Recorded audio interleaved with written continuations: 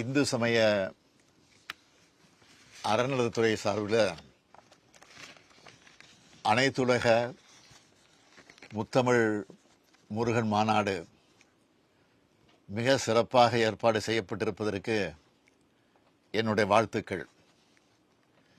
செயல்பாபுன்னு என்னால் அழைக்கப்படும் சேகர்பாபு அவர்கள் அறநிலையத்துறை அமைச்சராக வந்த பிறகு இந்த துறை மிக சிறப்பாக செயல்பட்டு வருதுன்னு எல்லோரோட பாராட்டுக்களையும் பெற்றிருக்கு. கோயிலை கவனிச்சுக்குங்கன்னு நான் அறநிலையத்துறையை அவர்கிட்ட கொடுத்தேன். ஆனால் கோயிலே குடியிருக்கிற ஒருத்தர் உங்களுக்கு அமைச்சராக கிடைச்சிருக்கிறார். நாள்தோறும் ஆன்மீக பெரியவர்கள் அறநிலையத்துறையையும் அமைச்சர் சேகர்பாபு அவர்களையும் பாராட்டிக்கிட்டு இருக்காங்க. இந்து சமய அறநிலையத்துறை சார்பில் ஏராளமான நிகழ்ச்சிகள் நடத்தப்படுது, திட்டங்கள் செயல்படுத்தப்படுது. நானும் பல நிகழ்ச்சிகளில் பங்கெடுத்திருக்கேன். அந்த வரிசையில் பழனியில் அனைத்துலக முத்தமிழ் முருகன் மாநாடு ஏற்பாடு செய்யப்பட்டிருக்கு. தலைவர் கலைஞர் ஆட்சி காலத்தில் நடந்த மக்கள் பணிகளை பார்த்து திரு குன்றக்குடிகளாரும் திருமுருக கிருவானந்த வாரியாரும் பாராட்டினாங்க. இன்றைய ஆட்சியை நீங்கள் எல்லோரும் பாராட்டிக்கிட்டு இருக்கீங்க.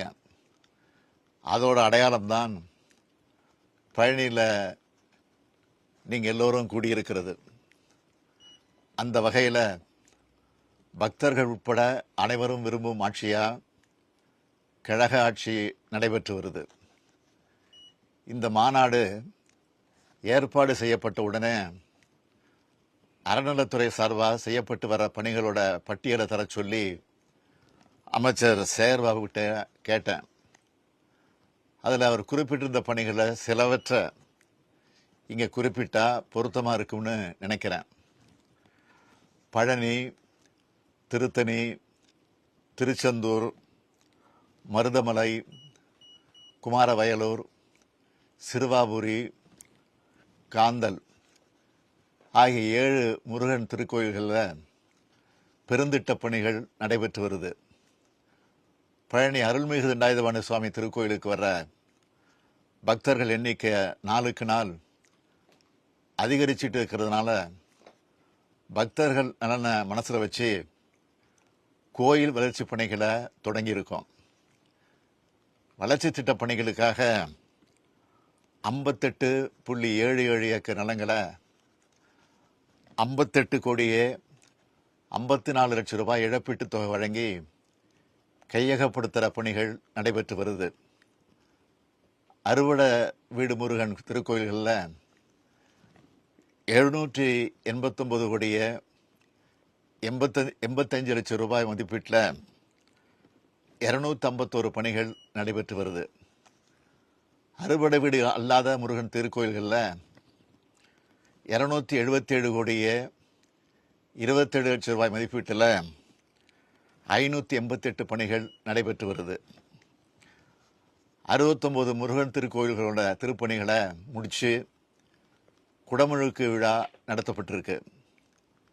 பழனி அருள்மிகு தண்டாயுதபாணி சுவாமி திருக்கோயில் சார்பில் நடத்துகிற கல்வி நிறுவனங்களில் படிக்கிற 4000 மாணவி மாணவிகளுக்கு கட்டணமில்லா காலை சிற்றுண்டி வழங்கப்படுது. இந்த ஆண்டு இந்த திட்டம் விரிவுபடுத்தப்பட்டு மதிய உணவும் வழங்கப்பட இருக்கு. பழனி திருக்கோயிலுக்கு தைப்பூசம் மற்றும் பங்குனி உத்திரம் திருவிழாக்களுக்கு பாத யாத்திரை வர பக்தர்களுக்கு அன்னதானம் வழங்கப்பட்டு வருது. பழனி அருள்மிகு தண்டாயுதபாணி சுவாமி திருக்கோயிலில் பணிபுரிந்து ஓய்வு பெற்று துறை நிலையிலான ஓய்வூதியம் வாங்குகிற 258 ஓய்வூதியர்களுக்கு நபர் ஒருவருக்கு ஓய்வூதியம் 3000 ரூபாயின்னு வழங்கப்பட்டு வந்ததை 4000 ரூபாயாக உயர்த்தியும் 54 குடும்ப ஓய்வூதியர்களுக்கு 2000 ரூபாயை உயர்த்தியும் வழங்கிட்டு இருக்கோம். 2024 ஆண்டு அறுவடை வீடு ஆன்மீக சுற்றுப்பயணத்துக்கு 1000 பக்தர்கள் அழைத்து செல்லப்படுவாங்கன்னு அறிவிக்கப்பட்டதை தொடர்ந்து இது நாள் வரை 813 நபர்கள் பயனடைந்திருக்காங்க. எல்லா திருக்கோயில்களையும் பக்தர்களுக்கு கட்டணமில்லா முடி காணிக்கை செலுத்தும் திட்டம் செயல்படுத்தப்பட்டு வருது. மேலும் முடி காணிக்கை பணியாளர்களுக்கு மாதம் 5000 ரூபாய் ஊக்கத்தொகை வழங்கப்படுது. தவில், நாதஸ்வர கல்லூரி, அர்ச்சகர் மற்றும் வேத ஆகம பள்ளிகளில் படிக்கிற மாணவர்களுக்கு மாதந்தோறும் ஊக்கத்தொகையாக 3000 ரூபாய் வழங்கப்பட்டு வந்ததை 24/11/2023 முதல் 4000 ரூபாயாக உயர்த்தி வழங்கப்பட்டு வருது. பழனி அருள்மிகு தண்டாயுதபாணி சுவாமி திருக்கோயிலில் தினக்கூலி மற்றும் தொகுப்பூதிய அடிப்படையில் தொடர்ந்து 5 ஆண்டுகள் பணிபுரிந்த 13 பணியாளர்கள் பணி நிரந்தரம் செய்யப்பட்டிருக்காங்க. இந்த திருக்கோயிலில் பணிபுரிந்து பணிகாலத்தில் மறைவேதிய பணியாளர்களோட வாரிசுதாரர்கள் 8 நபர்களுக்கு கருணை அடிப்படையிலான பணி நியமன ஆணை வழங்கப்பட்டிருக்கு. இதுவரை திருக்கோயிலில் தினக்கூலி மற்றும் தொகுப்பூதியத்தில் பணிபுரிந்து வந்த 1298 பணியாளர்கள் பணி நிரந்தரம் செய்யப்பட்டிருக்காங்க. 111 பணியாளர்கள் கருணை அடிப்படையில் பணி நியமனம் செய்யப்பட்டிருக்காங்க. திருக்கோயில் பணியாளர்களுக்கு ஊக்கத்தொகை வழங்குதல், ஊக்கத்தொகை உயர்வு செய்தல், தினக்கூலி மற்றும் தொகுப்பூதியத்தில் பணிபுரிந்த 1298 பணியாளர்களுக்கு பணி நிரந்தரம் வழங்கப்பட்டுச்சு. ஓய்வூதியர்களுக்கு தொகை உயர்வும் வழங்கப்பட்டிருக்கு. இப்படி வரிசைப்படுத்திக்கிட்டே போகலாம். ஏதோ திடீர்னு பழனியில் மாநாடு நடத்தலை. இப்படிப்பட்ட பணிகள்லாம் செஞ்சுட்டு தான் பழனியில் இந்த மாநாட்டை இந்து சமய அறநிலையத்துறை நடத்துறது. ஒவ்வொருத்தருக்கும் ஒவ்வொரு விதமான நம்பிக்கைகள் இருக்கும். அதில் உயர்வு தாழ்வு இல்லை. அந்த நம்பிக்கைகளுக்கு திராவிட மாடல் அரசு எப்பவும் தடையாக இருந்தது இல்லை. அது மட்டுமல்ல, அனைவரது நம்பிக்கைக்கும் நன்மை செய்து தரக்கூடிய அரசாகவும் செயல்பட்டு வருது. திராவிட மாடல் என்பது எல்லாருக்கும் எல்லாம் என்ற கருத்தியலை அடிப்படையாக கொண்டது. அனைத்து துறை வளர்ச்சி, அனைத்து சமூக வளர்ச்சி, அனைத்து மாவட்ட வளர்ச்சி என்று விளக்கிட்டு வரோம். அந்த வகையில் இந்து சமய அறநிலையத்துறையையும் மிக சிறப்பாக நடத்திட்டு வரோம். திராவிட முன்னேற்ற கழகத்தின் தாய் அமைப்பான நீதி கட்சி ஆட்சி காலத்தில் தான் பழுத்த ஆத்திகரான அன்றைய முதலமைச்சர் பனகல் அரசரால் இந்து சமய அறநிலைய பாதுகாப்பு சட்டம் நிறைவேற்றப்பட்டுச்சு.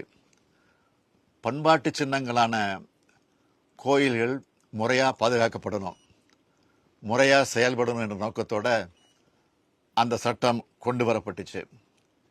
இன்று சீரோடும் சிறப்போடும் கோயில்கள் இயங்க அடித்தளம் அமைச்சது அந்த சட்டம்தான். கடந்த 3 ஆண்டு காலத்தில் 1355 திருக்கோயில்களில் குடமுழுக்கு விழாக்கள், 3776 கோடி ரூபாயில் 8436 திருக்கோயில்களில் திருப்பணிகள், 50 கோடி ரூபாயில் கிராமப்புற ஆதிதிராவிடர் கோயில்களில் திருப்பணிகள் நடத்தியிருக்கோம். 62 கோடியே 76 லட்சம் ரூபாயில் 27 திருக்கோயில்களில் ராஜகோபுரங்கள் அமைக்கப்பட்டிருக்கு. 80 கோடியே 50 லட்சம் ரூபாயில் பழனி, இடும்பன்மலை, திருநீர்மலை, திருக்கழுகுன்றம் கோயில்களில் கம்பிவட ஊர்திகள் அமைக்கப்பட்டிருக்கு. 5577 கோடி ரூபாய் மதிப்புடைய 6140 ஏக்கர் கோயில் நிலங்கள் ஆக்கிரமிப்பிலிருந்து மீட்கப்பட்டிருக்கு. 756 திருக்கோயில்களில் நாள் முழுவதும் அன்னதானம் வழங்கும் திட்டம் செயல்பாட்டில் இருக்கு. தினந்தோறும் 82,000 பேர் உணவு உண்டு வராங்க. கோயில் சொத்துக்கள், அந்த சொத்துக்கள் அளவிடும் பணி நடைபெற்று வருது. கடந்த 3 ஆண்டுகளில் 1,59,507 ஏக்கர் நிலங்கள் நவீன ரோவர் கருவிகள் மூலம் அளவீடு செய்யப்பட்டு 64,522 கற்கள் நடப்பட்டுள்ளன. 4,189 ஏக்கர் நிலம் மீண்டும் கோயில் பேரில் பட்டா செய்யப்பட்டிருக்கு. இப்போ நான் சொன்னதெல்லாம் மிகவும் குறைவு. நம்ம திராவிட மாடல் அரசோட சாதனைகளை இந்து சமய அறநிலையத்துறை மூலமாக ஒரு புத்தகமாகவே போடப்பட்டிருக்கு. அதில் இருக்க சிலவற்றை தான் நான் இப்போ சொல்லியிருக்கேன். அந்த புத்தகத்தை நீங்கள் எல்லோரும் வாங்கி படிக்கணும். நீங்கள் மட்டும் இல்லை, ஊடகத்துறையை சார்ந்த நண்பர்களும் இந்த சாதனைகளை மக்கள்கிட்ட கொண்டு சேர்க்கணும்னு கேட்டுக்கிறேன். அந்த சாதனைகளுக்கு மகுடம் வச்ச மாதிரி பழனியில் நடக்கிற இந்த அனைத்துலக முத்தமிழ் முருகன் மாநாடு இந்து சமய அறநிலையத்துறை வரலாற்றில் மட்டும் இல்லை, தமிழ்நாட்டு ஆன்மீக வரலாற்றிலேயே மிக சிறப்பான இடத்தை பெறும். நீதியரசர்கள், மகா சன்னிதானங்கள், ஆன்மீக பெரியவர்கள், சமய சொற்பொழிவாளர்கள், தமிழ் இலக்கிய அறிஞர்கள், புலவர்கள், பேராசிரியர்கள், பேச்சாளர்கள், இசைக்கலைஞர்கள், நாட்டிய கலைஞர்கள், பாடகர்கள்னு பல்துறை அறிஞர்கள் பழனியில் சங்கமிக்கிற இந்த மாநாட்டுக்கு என்னுடைய வாழ்த்துக்கள். ஆலய வழிபாடுகளில் தமிழ் மொழி முதன்மை பெறணும். திருக்கோயில் கருவறைக்குள் மனிதருக்கிடையே பாகுபாடு காட்டாத சமத்துவம் நிலவணும். அன்பால் உயிர்கள் ஒன்றாகும், அறத்தால் உலகம் நன்றாகும். நன்றி, வணக்கம்.